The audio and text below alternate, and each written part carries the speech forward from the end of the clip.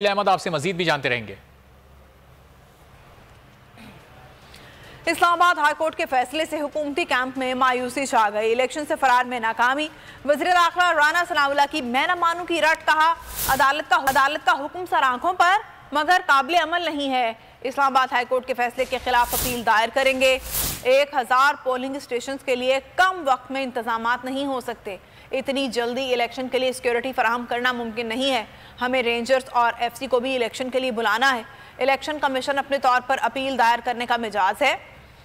फवाद चौधरी का वज़ीर दाखिला को भरपूर जवाब। हुकूमत को निशाने पर रख लिया। कहा वज़ीर दाखिला कहते हैं पाकिस्तान खतरनाक मुल्क है, यहाँ इलेक्शन नहीं हो सकते।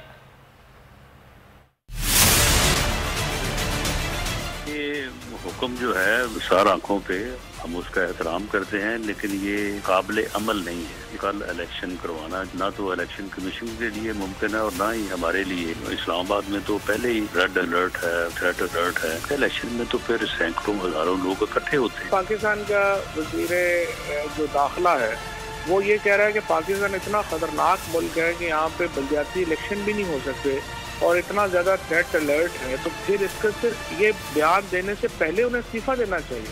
अगर इसमें इलेक्शन कमीशन जो है वो दोबारा शेड्यूल जारी करता है तो एक सफिशिएंट टाइम होगा कि उसमें लॉ एंड ऑर्डर के इंतजाम जो है किए जा सकेंगे। मेरा ख्याल है 4 से 5 माह लगेंगे इसमें। नहीं, जनरल इलेक्शन तो अक्टूबर में होगा, उनके लिए तो 8 से 10 माह चाहिए। इलेक्शन नहीं करवाते तो ये हाई कोर्ट की जो है वो बिल्कुल तौहीन होगी। इसके ऊपर जो भी कार्रवाई है वो हम उसके मुताबिक जो है वो आगे बढ़ेंगे।